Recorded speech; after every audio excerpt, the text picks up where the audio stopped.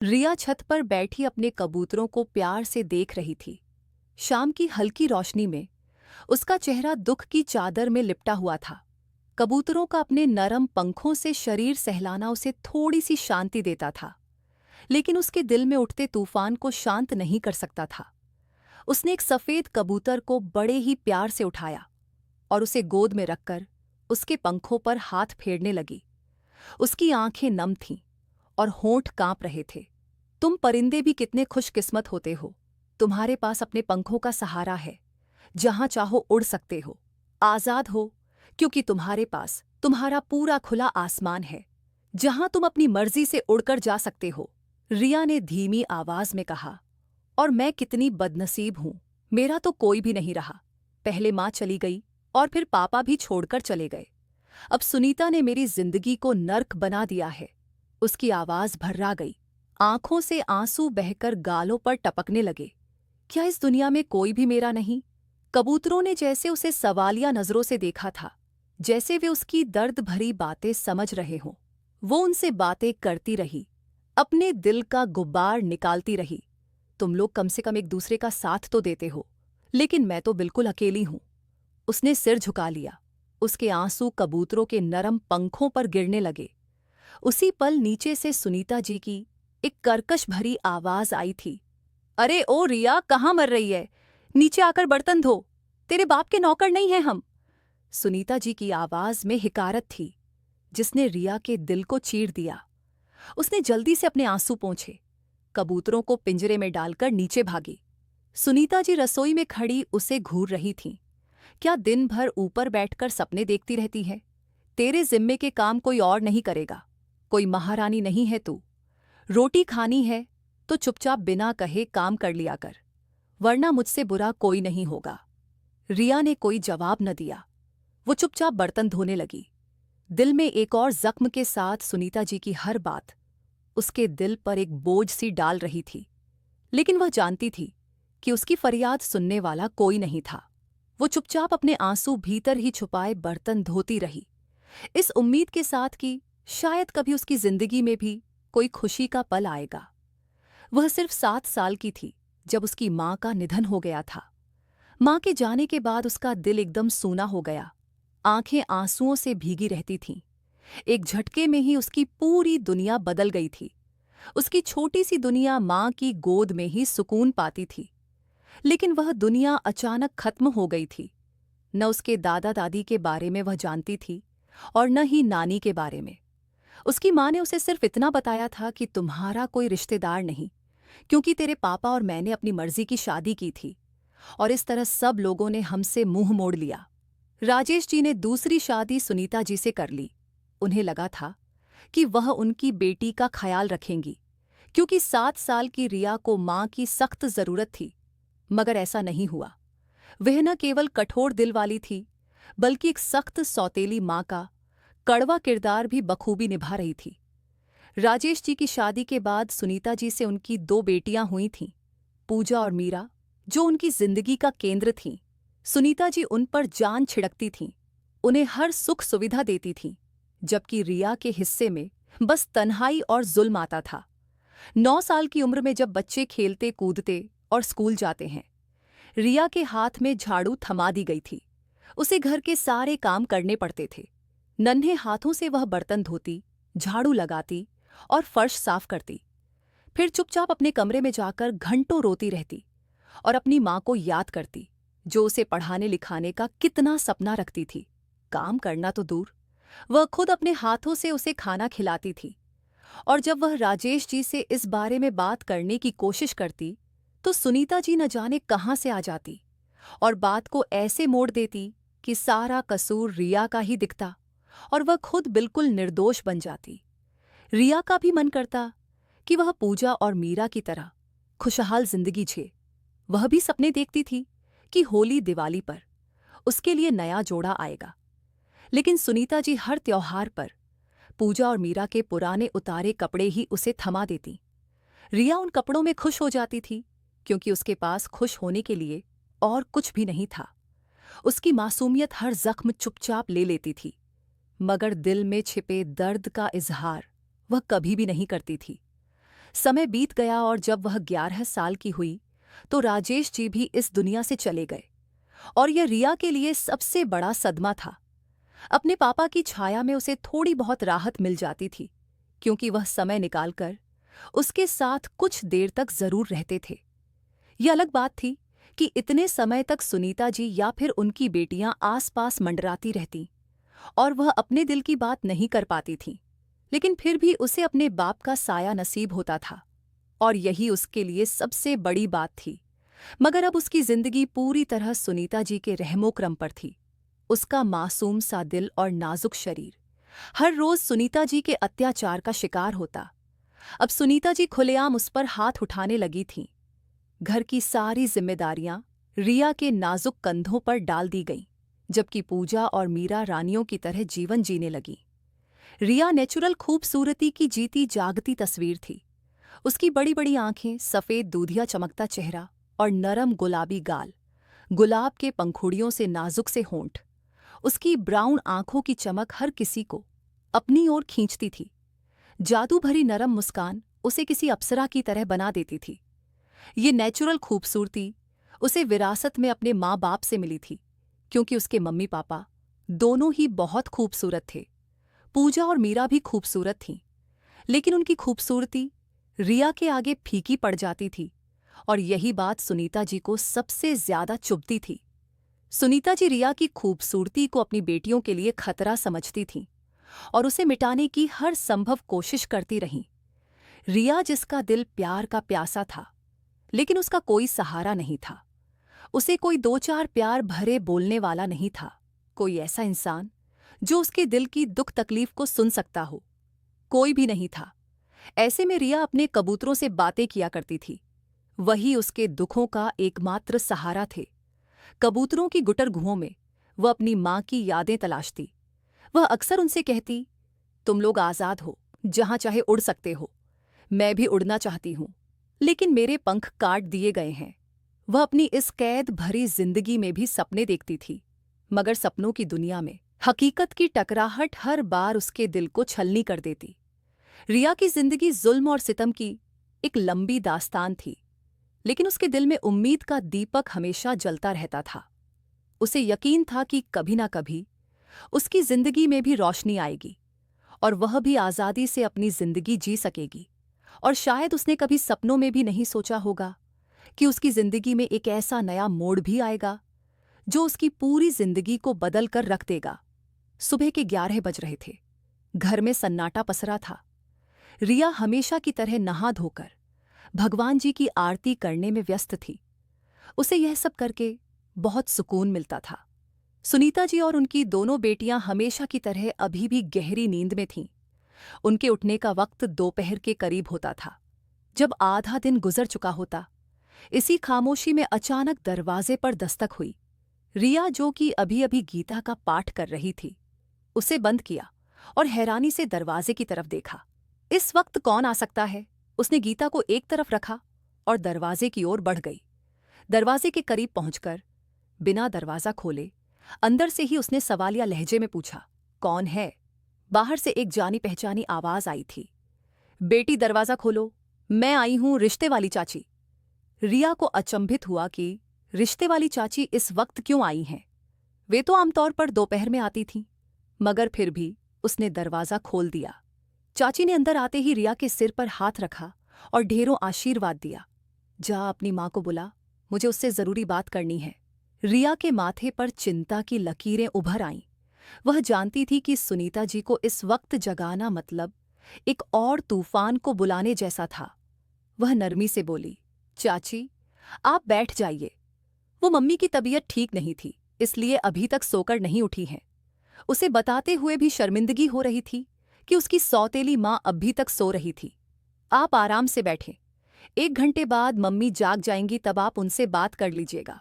मगर रिश्ते वाली चाची का लहजा सख्त था। अरे नहीं बेटी, जाकर अभी माँ को बुलाओ, मुझे अभी बात करनी है, उन्होंने जोर देकर कहा। रिया एक गहरी सांस लेकर रह गई।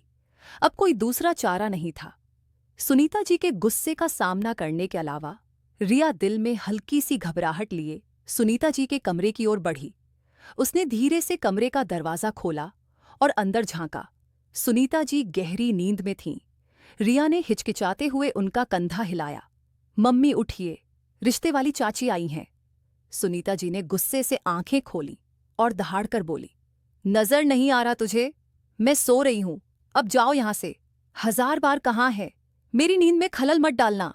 रिया के कांपते हुए हाथ पीछे हट गए, लेकिन वह हिम्मत करते हुए फिर से बोली, मम्मी, रिश्ते वाली चाची ने कहा है आपसे जरूरी बात करनी है। और इस बार सुनीता जी के कान पूरी तरह सतर्क हो गए थे। शायद पहली बार वह नींद की वजह से रिश्ते वाली चाची का नाम सुनने में गलती कर गई थी। सुनीता जी एकदम चौंक कर उठ बैठीं। रिश्ते वाली चाची, उनके लहजे में हैरानी और जिज्ञासा थी। वह रिया के साथ कमरे से बाहर आ गईं।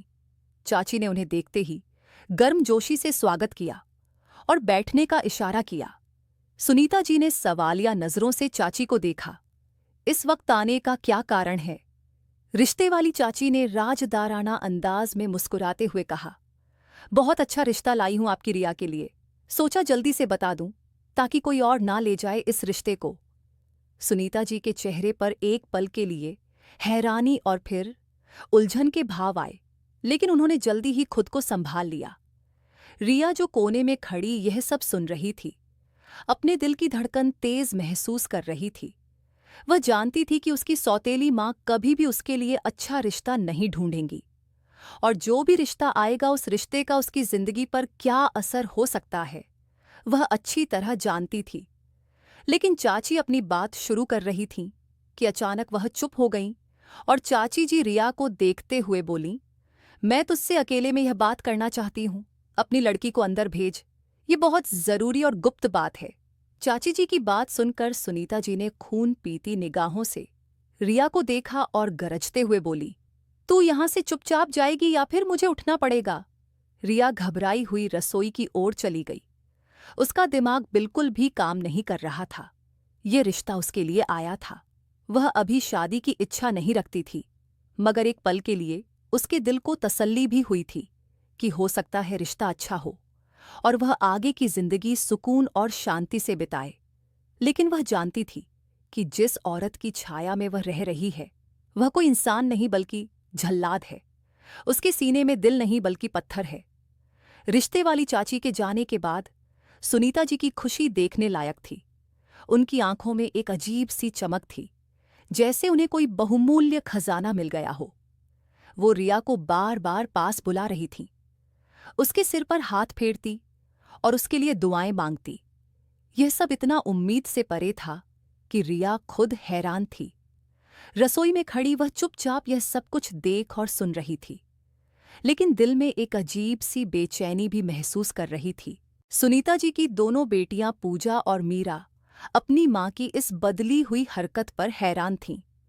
मीरा ने झुंझुलाते हुए कहा, मम्मी, आपको क्या हो गया है? आप रिया को इतना लाड क्यों कर रही हैं? रिश्ते वाली चाची ने आखिर ऐसी कौन सी बात कह दी आपको? सुनीता जी ने अपनी छोटी बेटी को गले लगाया और खुश होकर बोली, रिया का रिश्ता एक बड़े घर से आया है। लड़का बहुत अमीर है और उसने कहा है कि वह रिया से शादी का इच्छुक है। वह जल्द से जल्द उसे अपनी दुल्हन बनाना चाहता है, इसलिए मैंने तो तुरंत हाँ कर दी है। सोचो हमारी रिश्तेदारी में कितनी ऊंची जगह पर जुड़ जाएंगी। तुम दोनों के लिए भी ऐसे ही अच्छे रिश्ते आएंगे। पूजा की आंखों में एक पल के लिए जलन और गुस्से की लहर दौड़ गई। वह झट से बोली, अगर ऐसा है तो आप मेरा रिश्ता दे देती। इस मनहूस का क्यों दिया? हम आपकी बेटियां हैं, यह नहीं। सुनीता जी ने पूजा की बात को नजरअंदाज करते हुए रिया की ओर देखा, जो रसोई में खड़ी रात का खाना बना रही थी। उनकी आंखों में एक अजीब सी चमक थी, जैसे वह किसी बड़ी जीत का जश्न मना रही हो। रिया को उनकी निगाहें कुछ अजीब सी लग रही थीं। उसे अपने दिल की धड़कन तेज होती महसूस हो रही थी, जैसे कोई बड़ा खतरा पास आ रहा हो। रिया ने खुद को रसोई के कामों में व्यस्त कर लिया, लेकिन दिल में एक अनजाना सा डर बैठ चुका था। उसे लग रहा था कि कुछ भी सही नहीं हो रहा है। सब कुछ अचानक हो रहा था, जैसे कोई साजिश रची जा रही हो। उसका दिल बार बार कह रहा था कि यह रिश्ता उसके लिए सही नहीं है, लेकिन सुनीता जी की खुशी और जल्दबाजी ने उसकी आवाज को दबा दिया था। रिया का डर और उसकी बेचैनी बढ़ती जा रही थी। वह जानती थी कि कुछ तो गलत है, लेकिन उसके पास कोई रास्ता भी तो नहीं था। वह चुपचाप अपनी किस्मत का फैसला सुन रही थी, जो शायद उसकी जिंदगी को हमेशा के लिए बदलने वाला था। एक हफ्ता बीत चुका था और रिया अब तक उस दिन की बातों को अपने दिलो दिमाग से निकाल नहीं पाई थी। वह लगातार यही सोच रही थी कि क्यों उसे एक बेमौत और बेमन रास्ते में धकेला जा रहा है, जबकि उसका दिल इसे सही नहीं मान रहा था। उसकी हालत ऐसी थी जैसे कोई तूफान आने वाला हो और वह बेबसी से उसके आने का इंतजार कर रही हो। इसी दौरान अचानक दरवाजे पर दस्तक हुई। पूजा, जो हमेशा की तरह अपनी रोज की चहलकदमी में व्यस्त थी, दरवाजे तक पहुंची और दरवाजा खोल दिया। सामने दो वर्दीधारी गार्ड्स खड़े थे, जो एक के बाद एक सामान का बोझ उठाए हुए थे। उनके हाथों में मिठाइयों की टोकरियां, कीमती उपहार और कुछ खास तरह की मिठाइयां भी थीं, जो ये बता रही थीं कि यह सब बड़ी शान और शौकत से भेजे गए हैं। पूजा, जो आम तौर पर बेफिक्री और मजाक में रहने वाली लड़की थी, उस पल कुछ हैरानी में ठहर गई थी।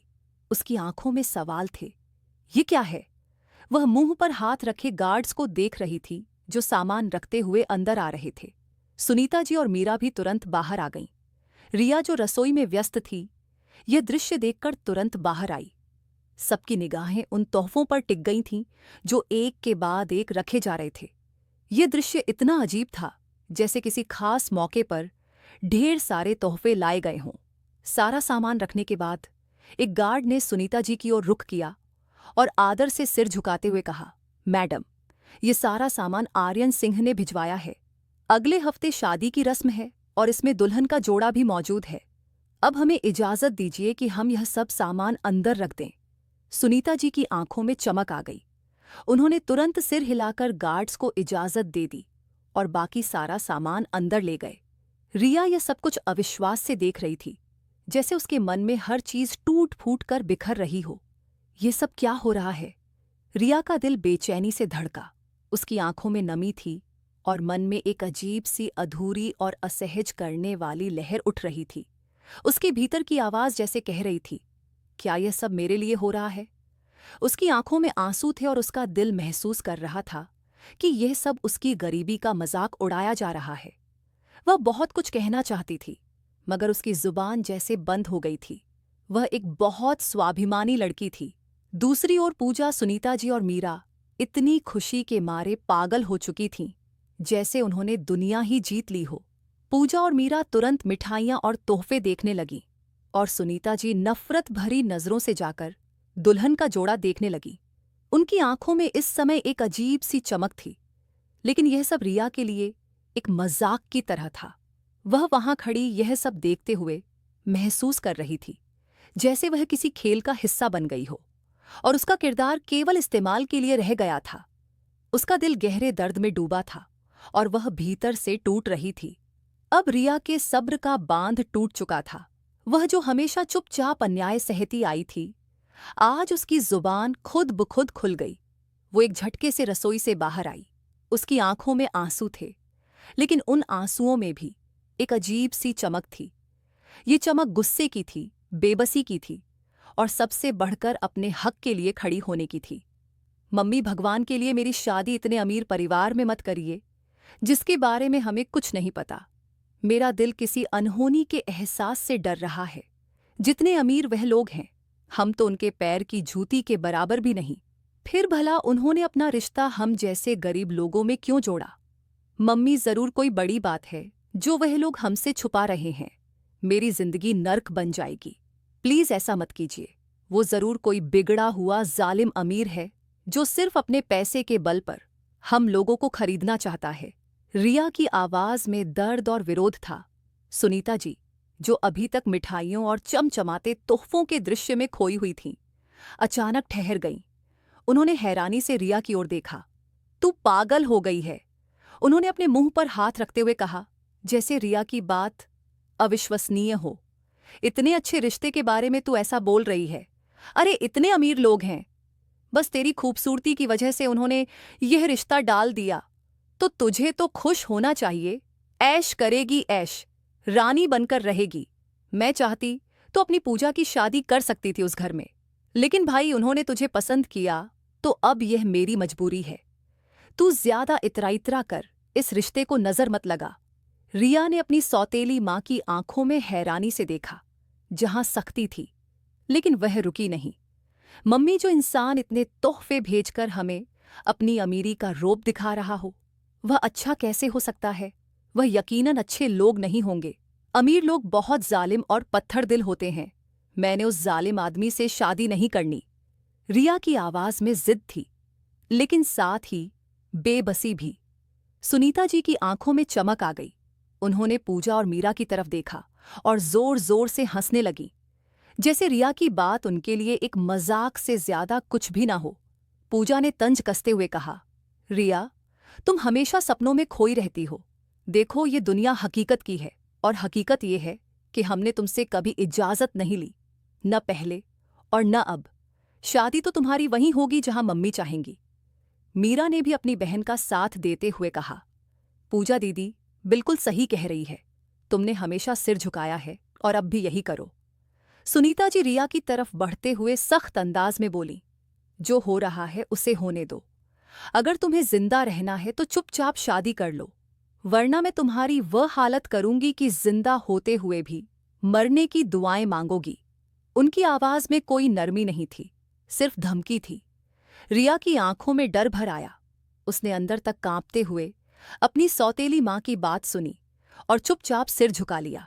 उसे पता था कि यहां उसकी कोई नहीं सुनेगी। उसकी कोई बात मायने नहीं रखती। उसकी जिंदगी हमेशा दूसरों के फैसलों में ही बीती आई थी, और ये फैसला भी उसी तरह उस पर थोपा जा रहा था। लेकिन उसके दिल में एक कसक बाकी थी। उसे पता था कि यह तोहफे, यह दिखावा, ये सब कुछ एक धोखा था। ऐसा कहाँ होता है कि इतने अमीर पैसे वाले लोग ऐसे गरीब घर में रिश्ता लेकर आते हैं? और रिया को तो याद ही नहीं पड़ता था कि कभी उसकी किसी से मुलाकात हुई थी, जो किसी ने उसकी खूबसूरती को देखकर उसे पसंद किया हो। वह तो हमेशा से घर में ही कैद रहती थी। हो ना हो, ये लोग अच्छे नहीं हैं। उसके दिल की धड़कन तेज हो रही थी, जैसे किसी बुरे अंजाम की पहले से खबर हो। सुनीता जी, पूजा और मीरा दोबारा तोहफों की तरफ ध्यान देने लगीं, जैसे कुछ हुआ ही ना हो। वे बेहद खुशी खुशी तोहफे खोलने में व्यस्त हो गईं। मगर रिया का मन कहीं और था। उसकी नजरें जमीन पर टिकी थीं, लेकिन दिमाग में हजारों ख्याल थे। क्या मेरी जिंदगी का यही अंजाम है? रिया ने मन ही मन सोचा। उसकी आंखों में आंसू थे, लेकिन वह जानती थी कि इन आंसुओं का कोई फायदा नहीं। वह एक ऐसे समाज का शिकार थी जहां उसकी राय, उसकी इच्छाएं कोई मायने नहीं रखतीं। मगर दिल के किसी कोने में एक उम्मीद बाकी थी जो कह रही थी कि शायद अब भी कुछ बदला जा सकता है। शायद अगर वह खुद को मजबूत करे तो अपने लिए कुछ कर सकती है।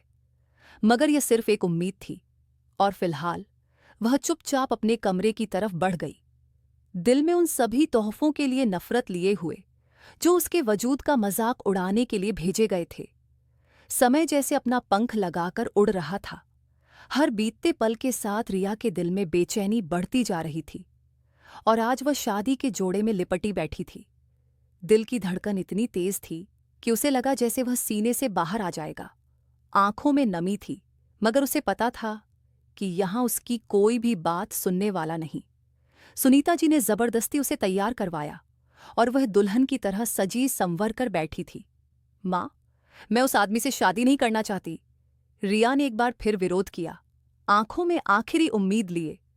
सुनीता जी ने उसे घूरते हुए सख्त अंदाज में कहा, बस बहुत हो गया रिया, आज तुम्हारी एक नहीं चलेगी। ये रिश्ता तुम्हारे लिए बहुत अच्छा है, और जो कहा जा रहा है वही करो। रिया की आंखों में आंसू छलकने को थे। उसे पता था कि उसकी कोई बात नहीं सुनी जाएगी। उसकी किस्मत का फैसला हो चुका था, और वह इसके खिलाफ कुछ नहीं कर सकती। बारात के आने की खबर से घर में हलचल सी मच गई। पड़ोस के कुछ लोग और रिश्तेदार पहले से ही मौजूद थे। सुनीता जी, पूजा और मीरा शादी की तैयारियों में व्यस्त थीं। हर कोई खुशी से झूम रहा था, मगर रिया का मन इस शोरगुल से बेगाना था। वह कमरे के कोने में बैठी थी, दिल ही दिल में प्रार्थना कर रही थी कि यह दिन जल्दी ही खत्म हो जाए। अचानक ही दरवाजे पर दस्तक हुई। सुनीता जी ने जल्दी से दरवाजा खोला, और वर्दी में गार्ड्स तोहफे लेकर आने लगे। हर गार्ड के हाथ में कीमती तोहफे थे जिन्हें घर के हर कोने में रखा जाने लगा। हर कोई इस भव्य नज़ारे को देखकर दंग था। और फिर जैसे ही आर्यन सिंह अंदर आया, पूरा माहौल जैसे थमसा गया। वह लंबे कद का, चौड़ी कद काठी वाला और बेहद खूबसूरत पर्सनैलिटी का मालिक था। उसने सफ़ेद शर्ट और पैंट पहना हुआ था जिसके ऊपर काली जैकेट थी। उसकी शानदार पर्सनैलिटी में एक रोब था जो हर किसी को अपनी ओर खींच रहा था। दरवाजे पर खड़ी लड़कियां जो फूलों की थालियां लेकर उनके स्वागत के लिए खड़ी थीं, हैरान होकर उसे देखने लगीं। किसी को भी विश्वास नहीं हो रहा था कि इतना खूबसूरत हैंडसम लड़का इस गरीब परिवार की बेटी को, वह भी सुनीता जी की सौतेली बेटी को, ब्याहने आ सकता है। उन्हें तो यही लगता था कि अगर कोई अमीर है तो जरूर कोई बूढ़ा, बदसूरत या फिर शादीशुदा मर्द होगा। उधर आर्यन सिंह की निगाहें सीधे आगे की ओर देख रही थीं, जैसे वह किसी को तलाश कर रहा हो। हर किसी के होठों से अब आर्यन सिंह के लिए तारीफ के शब्द निकल रहे थे। रिया जो अंदर बैठी यह सब सुन रही थी। उसका दिल घबरा रहा था। उसने आर्यन के बारे में ज्यादा नहीं सुना था, मगर जो थोड़ा बहुत जाना था वो उसे संतुष्ट करने के लिए काफी नहीं था। उसे लग रहा था जैसे हर कदम के साथ उसकी किस्मत और भी बेदर्द हो जा रही थी। रिया, सुनीता जी की आवाज कमरे के अंदर गूंजी। बारात आ चुकी है, बाहर आओ। रिया ने गहरी सांस ली और कांपते कदमों से कमरे से बाहर निकली। उसका चेहरा उतरा हुआ था, लेकिन उसकी खूबसूरती ऐसी थी कि हर कोई उसे देखता रह गया। आर्यन सिंह की आंखों में एक चमक आई, मगर रिया ने वह चमक नहीं देखी। वह खुद में सिमटी हुई थी, दिल में एक अजीब सी घुटन महसूस कर रही थी। सुनीता जी ने उसका हाथ पकड़कर उसे आर्यन सिंह के पास बिठा दिया और पंडित जी शादी के मंत्र दोहराने लगे। धीरे धीरे शादी की रस्में पूरी हो रही थीं और फिर वह पूरी तौर पर एक अनजान आदमी की किस्मत में लिखी जा चुकी थी। आर्यन सिंह ने एक सरसरी निगाह रिया पर डाली, फिर जेब से फोन निकाला और किसी को कॉल लगाई। हम निकल रहे हैं, तैयार रहो। उसने बहुत ही थोड़े से शब्दों में आदेश दिया और फोन काट दिया। रिया की नजरें जमीन पर टिकी थीं। उसने एक बार भी आर्यन की ओर देखने की हिम्मत नहीं की थी। उसे ऐसा लग रहा था जैसे वह कोई सामान हो जिसे कहीं भेजा जा रहा हो। चलो, देर हो रही है, आर्यन ने सुनीता जी की ओर देखते हुए कहा और फिर दरवाजे की तरफ कदम बढ़ा दिए। रिया को भी उठने का इशारा किया था, जैसे यह सब बस एक औपचारिकता हो। शादी के लिए उसकी नज़र में कोई अहमियत न हो, जैसे यह शादी जबरदस्ती का तोहफा हो, रिश्ता हो और उसे इस रिश्ते से कोई खुशी महसूस न हो। रिया ने खुद को संभालने की कोशिश की। पूजा और मीरा ने उसे उठाकर सहारा दिया और बाहर तक ले आईं। वह धीरे धीरे कदम बढ़ाते हुए आर्यन सिंह के पीछे चल दी। उसका दिल तेजी से धड़क रहा था और आंखों में नमी थी। उसके सामने एक अनजान रास्ता था जिस पर उसे जबरदस्ती धकेल दिया गया था। सिंह हवेली एक सोने का पिंजरा। सिंह हवेली अपनी भव्यता और विशालता के साथ किसी महल जैसा प्रतीत हो रहा था। ऊंचे ऊंचे पत्थरों के खंभे, बड़ी बड़ी खिड़कियां और दीवारों पर टंगी शानदार पेंटिंग्स, हर चीज शानो शौकत की मिसाल थी। जैसे ही गाड़ी पोर्च में रुकी, आर्यन सिंह ने कुछ क्षण के लिए रिया की ओर देखा। उसकी निगाहें ठंडी थीं, जैसे उसकी खूबसूरती का भी उस पर कोई असर न हो। वह अभी तक गाड़ी के अंदर ही बैठा था, जबकि रिया भी इसी उलझन का शिकार थी कि नीचे उतरे या फिर किसी के आने का इंतजार करें, कि तभी उसे आर्यन सिंह की आवाज अपने कानों में सुनाई दी, जो बिना उसकी ओर देखे बहुत ही रूखे अंदाज में बात कर रहा था। उतरो और अंदर जाओ, आर्यन ने बहुत बेरुखी से कहा था। उसके चेहरे पर कोई कोमलता या भावना नहीं थी। नौकरानी तुम्हें तुम्हारे कमरे तक पहुंचा देगी और जब मैं वापस लौटूं तब तक तैयार रहना। यह जो तुम रास्ते भर रोती आई हो ना, और तुमने अपना चेहरा बहुत बुरी तरह खराब कर रखा है। नई नवेली दुल्हनों की तरह तैयार होकर मेरा इंतजार करना। आज हमारी सुहागरात है और मैं आज ही अपना हक लूंगा। और रिया को ऐसा लगा जैसे उसके शरीर का सारा खून सिमटकर उसके चेहरे पर आ गया था। अगर यही बात वह प्यार भरे अंदाज में बोलता तो जो लाली रिया के चेहरे पर आई थी वह शर्म की लाली होती। लेकिन अभी उसका चेहरा लाल जरूर हुआ था, लेकिन शर्म की वजह से नहीं, बल्कि जिल्लत और बेइज्जती के एहसास से हुआ था। क्या सिर्फ वो उसे अपनी हवस को सुकून देने के लिए बहाकर लाया था? क्या उसकी जिंदगी में उसकी नज़र में कोई अहमियत नहीं थी? उसका जी चाहा कि अभी चीखें मार मार कर रोए। वह हमेशा से ही बेजान थी और अब भी बेजान कर दी गई थी। उसके शब्द किसी आदेश से कम नहीं थे और उसके लहजे की ठंडक ने रिया के दिल में डर भर दिया था। आंखों से बेआज आंसू बहने लगे। एक पल के लिए उसने कुछ कहने की सोची, लेकिन जुबान ने साथ नहीं दिया। इस तरह की बात सुनकर उसका दिल जमीन में ढसने को चाहा था, लेकिन उसने खुद को संभाल लिया। खामोशी से गाड़ी का दरवाजा खोला और अपना भारी लहंगा संभालते हुए अंदर घर की तरफ बढ़ गई। हर कदम के साथ उसके दिल की धड़कन भी बढ़ती जा रही थी। हवेली की आलीशान सीढ़ियों पर पैर रखते ही उसे महसूस हुआ कि यह जगह कितनी अजनबी थी। दीवारों पर जगमगाती लाइट्स, संगमरमर के फर्श पर गूंजती उसकी कदमों की आहट, और हर आहट के साथ उसकी पैरों में बंधी पायलों की छन छन, सब कुछ उसकी घबराहट को और भी बढ़ा रहे थे। हवेली के अंदर पहुंचते ही एक नौकरानी विनम्र मुद्रा में खड़ी दिखी। उसने रिया को देखते ही मुस्कुराकर कहा, आइए बीवी जी, मैं आपको आपके कमरे तक छोड़ दूं। रिया ने खामोशी से सिर हिलाया और उसके पीछे चल दी। रास्ते में उसकी नजरें उस हर चीज पर पड़ी जो इस घर की भव्यता को दर्शा रही थी। कीमती झूमर, मखमली कालीन और दीवारों पर टंगे अनमोल चित्र। लेकिन इस सब के बीच उसका दिल डर से कांप रहा था। ये लीजिए बीवी जी, आपका कमरा है। नौकरानी एक बड़े दरवाजे के सामने रुकी और उसे खोल दिया। रिया ने जैसे ही अंदर कदम रखा, उसे लगा ये किसी सपनों के महल जैसा था।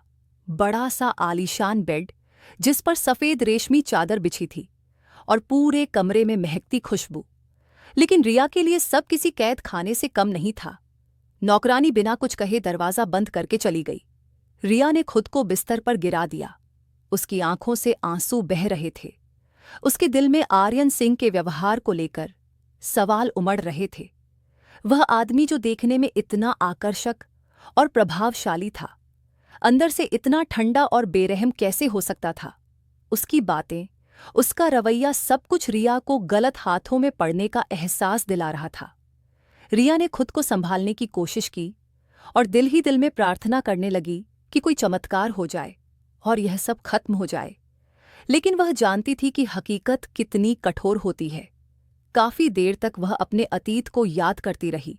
उसे समझ नहीं आ रहा था कि अब उसके साथ आगे क्या होगा। आर्यन सिंह को देखकर इतना तो वह समझ गई थी कि यह आदमी पढ़ा लिखा जरूर है, मगर इसका रवैया पूरी तरह कठोर और अहंकारी है, और यही बात उसे मंजूर नहीं थी। उसने अपनी जिंदगी में सिर्फ एक ही सपना देखा था, अगर माँ बाप का प्यार नहीं मिला तो कम से कम अपने पति का प्यार पाएगी और एक खुशहाल जीवन जिएगी। लेकिन अब आर्यन सिंह का व्यवहार देखकर वह भीतर तक हिल चुकी थी। चुपचाप उठकर उसने अपने साथ लाए बैग में से एक सूट निकाला, जिसे लेकर वह बाथरूम में घुस गई। हालांकि उसे आदेश मिला था कि सज संवर कर उसका इंतजार करना, लेकिन इस भारी लहंगे और ज्वेलरी में उसे उलझन महसूस हो रही थी। कुछ ही देर में वह फ्रेश होकर बाहर आई थी। फ्रेश होने के बाद उसे थोड़ा सुकून मिला था और फिर झिझकते हुए वह बेड पर बैठ गई। कमरे में घना अंधेरा छाया हुआ था। केवल चांद की मधुर रोशनी खिड़की से अंदर आ रही थी। रिया बेहोशी में बिस्तर पर लेटी हुई थी। आंखों में थकान के स्पष्ट निशान थे। उसे याद भी न था कि कब नींद ने उसे अपनी आगोश में ले लिया था। अचानक एक सख्त हाथ के झटके से उसकी आंख खुली थी और वह अचानक घबराकर उठ बैठी। सामने आर्यन सिंह अपनी भरपूर मर्दाना शख्सियत के साथ खड़ा था। उसकी नजरें तेज और गुस्से से भरी हुई थीं, जैसे किसी शिकार पर जमी हों। मैंने तुमसे क्या कहा था? आर्यन की गुस्से भरी आवाज गूंजी। गुस्से की लपटें तेज थीं। मैंने कहा था इंतजार करो और खुद को तैयार रखो। फिर तुम क्यों सो रही हो? क्या यह बात भी तुम्हें बार बार याद दिलाना पड़ेगी कि आज हमारी सुहागरात है? क्या तुम्हें सुहागरात का मतलब नहीं पता? उसके शब्दों में तल्खी और बेजारी थी और रिया का दिल तेजी से धड़कने लगा। वह घबराहट के मारे कांपते हुए उठकर खड़ी हुई, लेकिन उसकी जुबान से एक शब्द भी नहीं निकल रहा था। उसकी आंखें डर और हैरत से फैल गईं, जैसे किसी बुरे सपने से जागी हो और हकीकत उसे डरा रही हो। वह हड़बड़ाकर बिस्तर से उतरकर खड़ी हो गई थी। वो मैं बोलने के लिए जैसे वह शब्द तलाश रही थी, लेकिन उसे कुछ भी बोल नहीं जा रहा था कि तभी आर्यन ने एक कदम आगे बढ़ाया और उसका बाजू सख्ती से पकड़ लिया। उसकी पकड़ इतनी मजबूत थी कि रिया के मुंह से हल्की सी चीख निकल गई। शायद तुम इस खुशफहमी में हो कि तुम इतने बड़े हवेली की बहू बनकर आई हो और इसीलिए तुम मुझे नखरे दिखाने की कोशिश कर रही हो। लेकिन एक बात मैं तुम्हें पहले ही क्लियर कर दूं, तुम यहां मेरी बीवी नहीं हो। तुम सिर्फ एक रात का सामान हो जो सुबह होते ही मेरे कमरे से निकाल दिया जाएगा। उसने ये बात इतनी नफरत और हीन भावना से कही थी कि जिसे सुनकर रिया के दिल में जैसे कोई खंजर सा उतर गया हो। उसके कान सनसनाने लगे थे। सिर्फ एक रात का सामान, यह वे शब्द थे जिन्होंने उसकी पूरी हस्ती को हिलाकर रख दिया था। उसने आर्यन की आंखों में देखा, मगर वहां कोई नरमी नहीं थी, सिर्फ एक ठंडी दहशत थी। उसकी आंखें आंसुओं से भर गईं। अब उसे समझ आया कि उसकी सौतेली मां इतनी खुश क्यों थी, क्योंकि वह जानती थी कि रिया को किस मकसद से यहां भेजा जा रहा था। आर्यन ने उसका चेहरा सख्ती से पकड़ लिया और करीब झुकते हुए बोला, यह सब तुम्हारी सौतेली मां की मर्जी से हो रहा है। उसने तुम्हें बेच दिया है। तुम सिर्फ एक सौदे का हिस्सा हो और तुम्हें इस बात को याद रखना होगा। रिया की आंखों में हैरत, डर और बेबसी के मिलेजुले जज्बात थे। उसका जिस्म कांप रहा था और जुबान जैसे गूंगी हो गई थी। वह कुछ कहने के लिए होंठ खोलना चाहती थी, मगर शब्द उसके हलक में ही दम तोड़ गए थे। मुझे यूं मत देखो, आर्यन ने तंजिया मुस्कान के साथ कहा। यही हकीकत है और तुम्हें इसका सामना करना होगा। रिया ने एक पल के लिए उसकी पकड़ से निकलने की कोशिश की, मगर उसकी पकड़ बहुत मजबूत थी। उसके अंदर की घबराहट बढ़ती जा रही थी। वह किसी तरह इस जुल्म से बचना चाहती थी, मगर उसे रास्ता नजर नहीं आ रहा था। वह धीरे धीरे उसे अपनी बाहों में जकड़ रहा था और फिर अपने गर्म दहकते होठों से उसे छूने लगा, और रिया को ऐसा लगा जैसे उसके वजूद पर अंगारे रख दिए गए हों। वह गर्दन से होता हुआ जब उसके होठों के पास आया तो उसने अपनी आंखें कसकर बंद कर ली थीं और अपने होठों को कसकर एक दूसरे में बंद कर लिया। उसकी हरकत देखकर आर्यन को बुरी तरह गुस्सा आ गया था। आर्यन ने जोर से उसे अपने सीने से भी लिया कि रिया की दोनों नरम धड़कनें उसके चौड़े और फौलादी से सीने से दबकर रह गई थीं। उसने गुस्से से कहा, यहां तुम्हारी मदद के लिए कोई नहीं आएगा। जो कुछ मैं कर रहा हूं उसे होने से कोई रोक नहीं सकता। अपने होठों को खुला छोड़ो। रिया, आज की रात तुम्हारे पूरे वजूद पर सिर्फ और सिर्फ मेरा हक है। रिया की आंखों से आंसू बहने लगे, मगर वह जानती थी कि उसकी चीखें और फरियाद यहां सब बेकार थीं। वह अब इस दुनिया में अकेली थी और उसका कोई मददगार नहीं था। उसने बेबसी से अपने होठों को खुला छोड़ा, नरम नाजुक होंठ जो बुरी तरह कांप रहे थे। वह कितनी ही पल तक उसके चेहरे को मदहोशी से देखता रहा।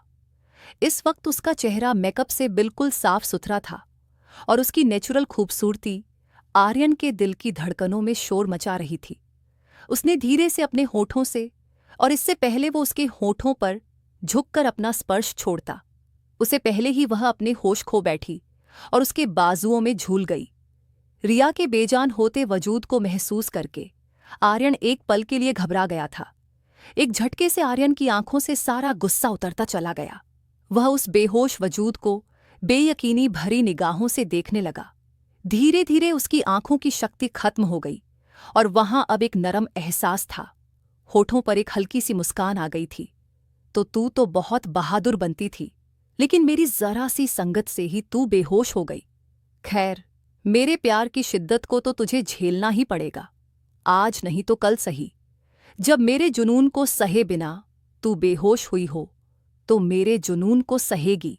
उस वक्त शायद तेरा दिल सीने से निकलकर बाहर ना आ जाए, क्योंकि जालिम का मतलब तुझे अच्छे से समझाऊंगा। स्वीट हार्ट आर्यन सिंह की नजरें उसके चेहरे से होती हुई उसकी सुराहीदार गर्दन पर आ गई थीं। वो इस वक्त बिना दुपट्टे की थी। डार्क ब्लू सूट जो ढीला ढाला कॉटन का सूट था, उसकी दूधिया रंगत पर खूब जम रहा था। और जब आर्यन की मदहोश नजरों ने उसकी खूबसूरत धड़कनों को देखा तो उसका दिल बेकाबू हो गया था।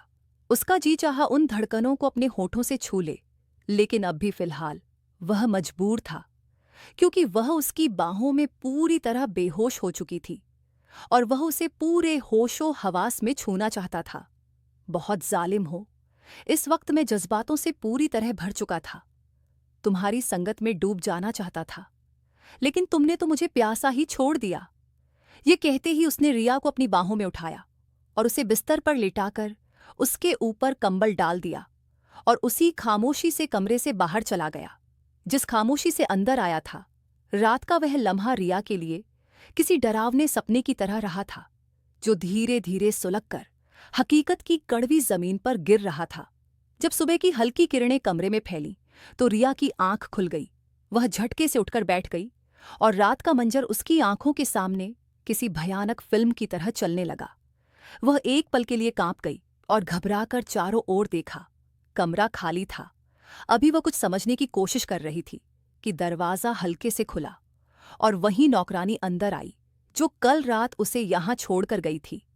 बीवी जी साहब ने आपको डाइनिंग टेबल पर बुलाया है। वह आपके साथ नाश्ते का इंतजार कर रहे हैं। रिया के दिल में एक अजीब सा डर उठा।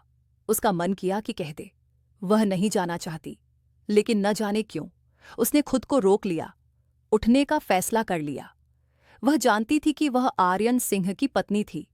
चाहे हालात जैसे भी रहे हों, उसे यह रिश्ता निभाना था और उसे अपने दिल की बात आर्यन से करनी भी थी। यही सोचकर उसने हिम्मत जुटाई। वॉशरूम जाकर उसने अपना चेहरा धोया। वापस आई तो नौकरानी ने एक रेड कलर का खूबसूरत सा नेट का सूट उसकी ओर बढ़ाया। आप इसे पहन लें, इसमें आपको ज्यादा आराम महसूस होगा, नौकरानी ने बड़ी ही नरमी से कहा। रिया ने चुपचाप कपड़े बदले और जब आईने में खुद को देखा तो लगा कि वह कुछ बेहतर दिख रही थी। डाइनिंग हॉल में पहुंची तो आर्यन सिंह पहले से वहां मौजूद था। वह डाइनिंग टेबल पर बैठा था, मगर खाना खाने की बजाय उसकी राह देख रहा था। आज उसके चेहरे पर शक्ति नहीं थी, बल्कि एक नरम सी मुस्कान थी। आंखों में एक चमक थी जो रिया के लिए हैरत भरी थी। वह धीमे धीमे कदमों से आगे बढ़ी और हल्के स्वर में बोली, गुड मॉर्निंग। आर्यन ने एक नज़र उसे देखा। रेड कलर के कपड़ों में वह सचमुच अप्सरा लग रही थी। इस वक्त भी उसके चेहरे पर मेकअप के नाम पर कोई भी चीज नहीं थी। शायद उसे मेकअप करने का शौक ही नहीं था, और इसमें कोई बड़ी बात तो नहीं थी। उसे मेकअप की जरूरत ही क्या थी? वह बिना मेकअप के ही दिलों को धड़काने वाला हुस्न रखती थी। आर्यन ने ऊपर से नीचे तक उसे गहरी नजरों से देखा था। उसकी मासूमियत और सादगी ने एक पल के लिए आर्यन की सांसों को उथल-पुथल कर दिया था, मगर फिर उसने अपने जज्बातों को काबू में कर लिया। जल्दी से उसने अपनी नजरें उसके ऊपर से हटा ली थीं। बैठो, नाश्ता करो, आर्यन सिंह ने औपचारिक लहजे में कहा, और रिया चुपचाप कुर्सी पर बैठ गई। दिल में एक अजीब सा डर था। आर्यन ने अपना चाय का कप उठाया और हल्के से पूछा, रात कैसी गुजरी तुम्हारी? रात तुम बेहोश हो गई थी, अब कैसी तबीयत है? और रात वह बेहोश क्यों हुई थी? वह सीन याद आते ही उसके दूधिया सफेद गाल लाल होने लगे थे, होंठ कांपने लगे थे। वह रात को आर्यन के इतना करीब थी कि उसे फिर से वही खुशबू व स्पर्श महसूस होने लगा था और दिल तेजी से धड़कने लगा था। उसने कांपते होठों से मुश्किल से बोला था, जी अब ठीक हूं। आर्यन ने उसकी शर्म को महसूस कर लिया था। उसके होठों को एक हल्की सी मुस्कान ने छुआ, लेकिन आर्यन ने कुछ कहा नहीं। वह दोबारा से अपना नाश्ता करने में बिजी हो चुका था। लेकिन रिया के दिल में उथल पुथल थी। वह उस मौके को इस्तेमाल करना चाहती थी, बात करना चाहती थी आर्यन से, मगर शब्द जैसे हलक में अटक गए। मगर कब तक? उसे समझ नहीं आ रहा था वो इस आदमी से कैसे बात करे। उसकी रोबदार पर्सनालिटी के आगे उसकी बोलती जैसे बंद हो गई थी। उसके होठों से उसका नाम निकल ही नहीं रहा था, लेकिन बात तो करनी ही थी। उसने एक गहरी सांस ली, अपने भीतर हिम्मत इकट्ठा की और फिर आर्यन सिंह की ओर देखते हुए भीगी आवाज में बोली, सुनिए जी, क्या आप मुझे तलाक दे देंगे? क्योंकि रात आपने कहा था कि मैं सिर्फ एक रात के लिए आपके पास हूं, लेकिन मेरे साथ ऐसा क्यों कर रहे हैं आप? मैं आपकी बीवी हूं। शादी के बाद तो औरत अपने पति के जिस्म का हिस्सा बन जाती है। जब उसके होठों से उसका नाम ना निकला तो उसने उसे सुनिए जी कहकर बुलाया था। उसने बचपन से यही तो सीखा था, पति परमेश्वर होता है, स्वामी होता है, और इस वक्त वह अपने पति परमेश्वर, अपने स्वामी को नाराज नहीं करना चाहती थी, क्योंकि यह उसकी पूरी जिंदगी का सवाल था। और आर्यन सिंह कितनी ही देर तक हैरत से आंखें फाड़े सामने बैठी उस लड़की को देखता रह गया। उसने धीरे ही होठों में बड़बड़ाया, सुनिए जी। उसके शब्दों में मासूमियत के साथ साथ दर्द और बेबसी साफ झलक रही थी। रिया ने हमेशा अपनी माँ को, अपने पापा को सुनिए जी कहते सुना था। तभी उसकी माँ ने उसके बाप को नाम से नहीं पुकारा था, और इसी तरह वह आर्यन को भी यही कह रही थी।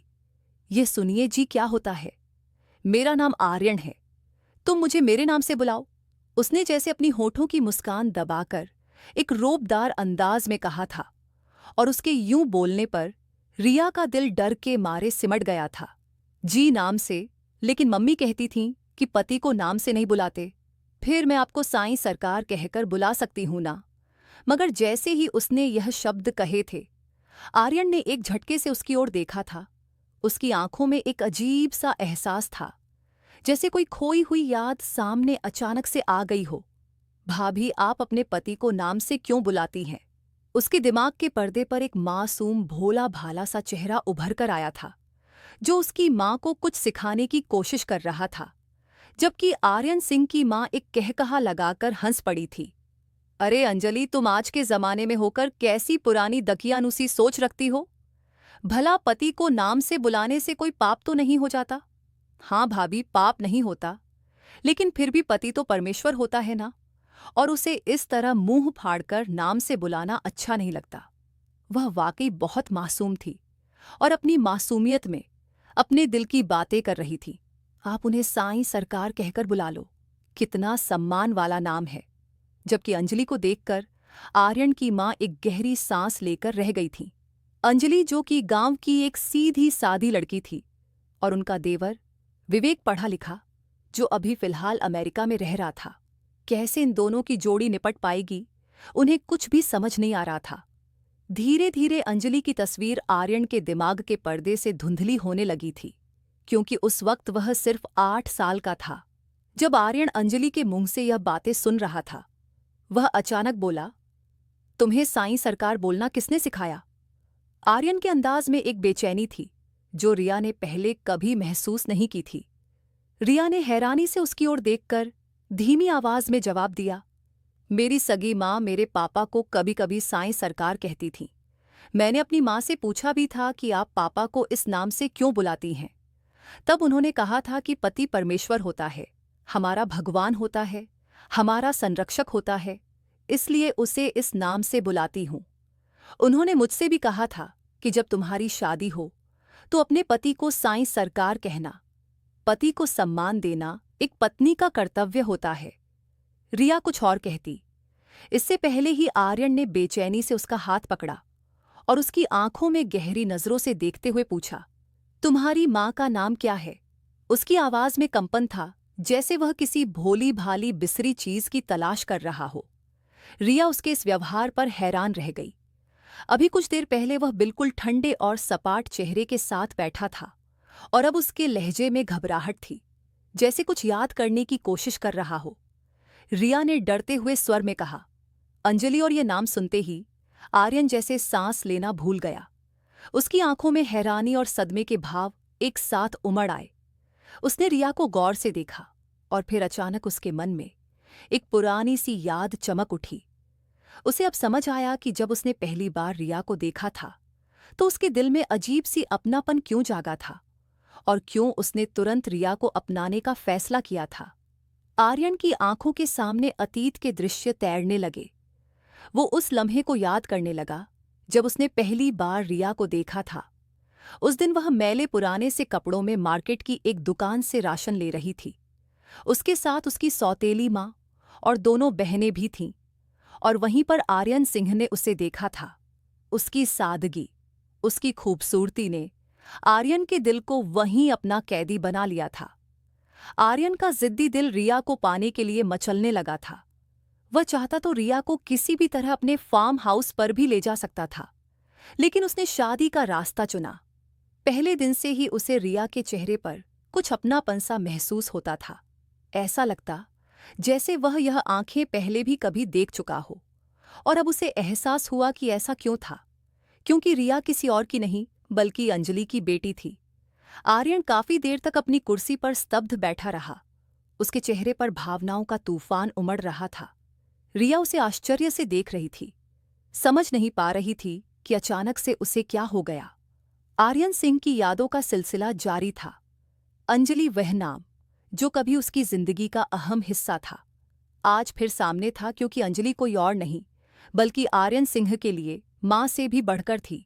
सिर्फ 3 साल का था जब आर्यन की मां ने आर्यन को अंजलि की गोद में डाल दिया था। अंजलि आर्यन की होने वाली चाची थी।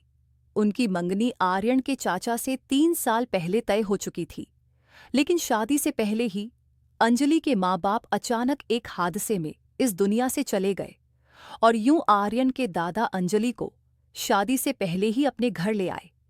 कुछ ही महीनों में अंजलि और आर्यन के चाचा विवेक की शादी करने का इरादा था, लेकिन विवेक अपने करियर पर ध्यान देना चाहते थे।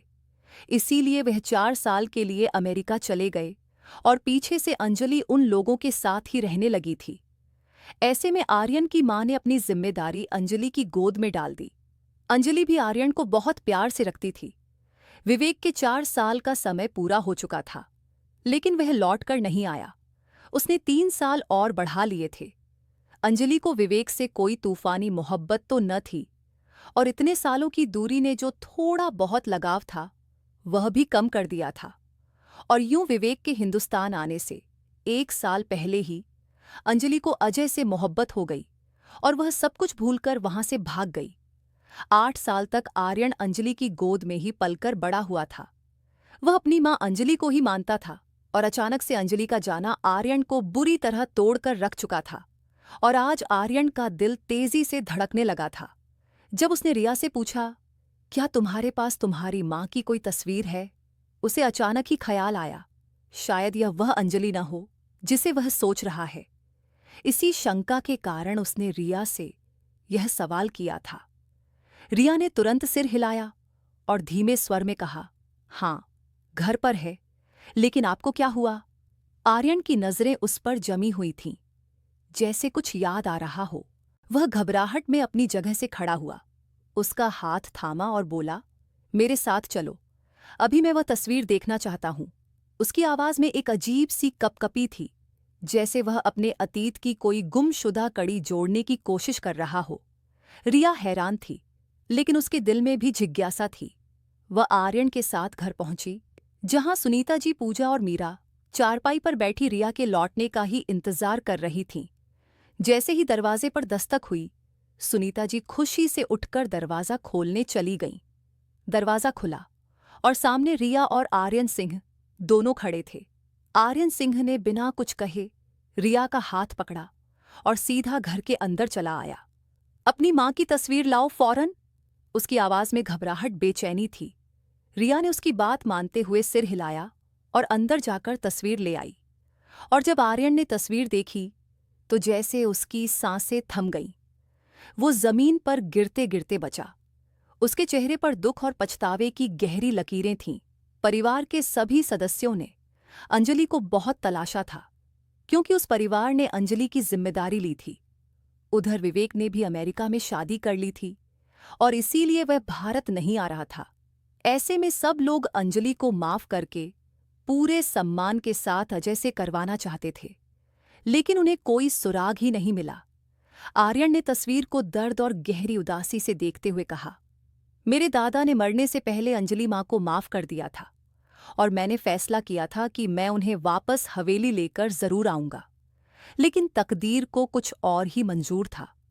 उसका लहजा डगमगा रहा था और रिया उसे अब्बाक होकर देख रही थी, यह सोचते हुए कि वह आखिर क्या कह रहा है। आर्यन सिंह ने तस्वीर को वापस रखते हुए रिया का हाथ थामा। तुम उस औरत की बेटी हो जिसकी गोद में मेरा बचपन गुजरा था। रिया हैरानी से आर्यन को देख रही थी। वह उसकी बात को पूरी तरह समझ नहीं पा रही थी, लेकिन जब आर्यन ने उसे विस्तार से सारी सच्चाई बताई तो वह हैरान रह गई। उसकी मर चुकी मां ने जिस तरह उसकी रक्षा की थी, वह सोच भी नहीं सकती थी। वह चाहती थी कि आर्यन से उसका रिश्ता फिर से जुड़ जाए, और वह सच तो हुआ था। मगर ऐसे तरीके से जिसकी उसने कभी कल्पना भी नहीं की थी। आर्यन सिंह ने प्यार से उसका माथा चूमा और रिया को अपने साथ सिंह हवेली वापस ले आया। उसकी सौतेली बहनें और सौतेली माँ आश्चर्य से उन्हें देख रही थीं। वे सोच रही थीं कि रिया सिर्फ एक रात के बाद लौट आएगी, लेकिन तकदीर ने एक नया मोड़ लिया था। और जब रात को आर्यन रिया के करीब होने लगा तो वह बेहद शर्माते हुए दूर हुई थी, जबकि आर्यन हैरान रह गया था। क्या हुआ? आज तो मैं तुमसे बहुत ही नरमी से पेश आ रहा हूं, फिर आज की रात मुझसे दूर जाने का क्या मतलब है? वो इसलिए कि मैं अब भी हैरान हूं। आपने तो कहा था कि आप सिर्फ एक रात के लिए मुझे खरीद कर लाए हैं, क्योंकि मेरी खूबसूरती पर आपका दिल आ गया था। तो क्या मैं इस रिश्ते को खोखला समझूं, जिसकी बुनियाद प्यार पर नहीं बल्कि एक सौदे पर टिकी हुई है? बड़ी बड़ी आंखों में आंसू चमकने लगे थे, जिन्हें आर्यन ने आगे बढ़कर अपने होठों से चूम लिया था और उसे खींचकर अपने चौड़े सीने पर गिरा दिया था। वह बेबसी से उसकी बाहों में सिमट चुकी थी। मैंने कहा, जरूर था कि मैं तुम्हें एक रात के लिए लेकर आया हूं, लेकिन वह करना मेरी मजबूरी थी। मैंने जब अपना रिश्ता तुम्हारे घर भेजा था तो रिश्ता कराने वाली चाची ने साफ इनकार कर दिया था, क्योंकि तुम्हारी सौतेली माँ उस औरत को पहले ही लालच दे चुकी थी कि तुम्हारा रिश्ता किसी गिरे पड़े घराने में कराने के लिए और अपनी बेटी पूजा का रिश्ता एक ऊंचे घराने में कराने के लिए। तो चाची को बस अपना फायदा नजर आया और इसीलिए उन्होंने पूजा का रिश्ता मेरे सामने रख दिया। लेकिन मेरा दिल तो तुम पर आ गया था। मैं किसी और से शादी कैसे कर सकता था? जब मैं तुम्हारे बारे में पूरी जानकारी निकलवाई तो मुझे पता चला कि तुम अपनी सगी माँ की सौतेली बेटी हो, और तब मुझे यह चाल चलनी पड़ी थी। मैंने तुम्हारी सौतेली माँ के सामने यह डील रखी कि मुझे सिर्फ एक रात के लिए पत्नी चाहिए। उसके लिए मैंने तुम्हारी सौतेली माँ को 1 लाख रुपये भी दिए थे, और इसी लालच में उसने तुम्हारी और मेरी शादी करवाई थी। अब समझ आया, मेरी भोली सी मासूम सी पत्नी। कहते हुए आर्यन सिंह ने उसके होठों पर अपने होठों को हल्के से चूमा था, और रिया को अब सारी बात समझ आ गई थी। धीरे धीरे आर्यन अपने होठों से उसके चेहरे की नरमी को महसूस कर रहा था, लेकिन रिया का दिमाग तो कहीं और ही उलझा हुआ था। अगर आप मुझसे प्यार करते थे तो शादी की पहली रात आप मेरे साथ इतना कठोर व्यवहार क्यों अपना रहे थे? क्योंकि तुमने मुझे जालिम कहा था और मैं तुम्हें जालिम बनकर दिखा रहा था। और जब रिया को अपनी बात याद आई तो वह शर्मिंदा हो गई थी। वो मैं आपको जानती नहीं थी ना, इसलिए आर्यन ने एक झटके से उसे बेड पर लेटाया और खुद उसके ऊपर आ गया। आज की रात जब मैं तुम्हें जालिम बनकर दिखाऊंगा तब तुम्हें पता चलेगा, वो शरारत से कहते हुए उसे डराने पर मजबूर कर गया था।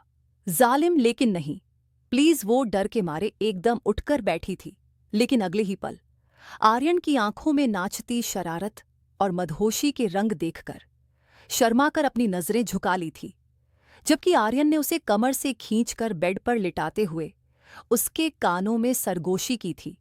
एक रात तुमने बेहोश होकर निकाल दी तो क्या, दूसरी रात सिर्फ बातों में निकालने का इरादा है? ये कहते कहते उसने उसके गले में पड़ा दुपट्टा धीरे धीरे निकालना शुरू कर दिया था, जबकि रिया ने गहरी सांस लेते हुए धीरे से अपनी आंखें बंद कर ली थीं। वह खुद आने वाले खूबसूरत और मदहोश पलों में डूब जाना चाहती थी। आर्यन की संगत में खुशी और सुकून पाना चाहती थी। और जब आर्यन के हाथ उसके कुर्ते के अंदर जाकर शरारत करने लगे तो वह बुरी तरह मचल उठी थी और मचलकर आर्यन के चौड़े सीने में दुबक गई थी। आर्यन ने भी हंसते हुए उसे अपने सीने से भी लिया था। धीरे धीरे आर्यन उसके और अपने बीच के सारे पर्दे हटाता चला गया, और उसकी अंदर की खूबसूरती को देखकर वह बुरी तरह दीवाना हो गया था। धीरे धीरे से प्यार से छूता हुआ आर्यन उस लड़की के सारे गमों की भरपाई कर रहा था, जो बचपन से लेकर अब तक उसकी जिंदगी का हिस्सा बन चुके थे। अपने होठों से उसके होठों को छूते हुए उसने उससे वादा किया था, तुम्हारे इन होठों पर हमेशा मुस्कान खिलती रहेगी। अपने होठों से उसकी आंखों को छूते हुए उसने वादा किया था, तुम्हारी आंखों में कभी गम के आंसू नहीं आने दूंगा।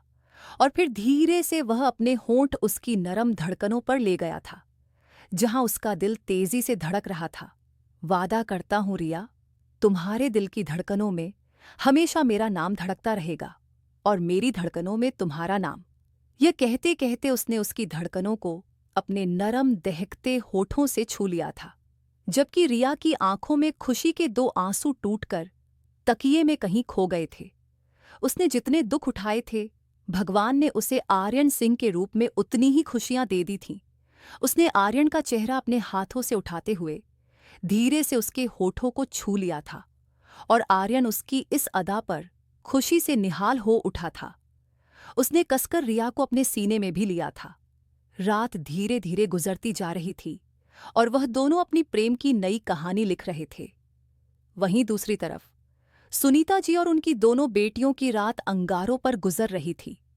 उन्हें विश्वास ही नहीं हो रहा था कि वह लड़की इस तरह आर्यन सिंह के दिल की रानी बनकर उस बड़े से घर में रानियों की जैसी जिंदगी गुजार सकती है, जो हमेशा उनके अत्याचारों का शिकार रही थी। अब एक बड़े बिजनेसमैन की पत्नी बन चुकी थी।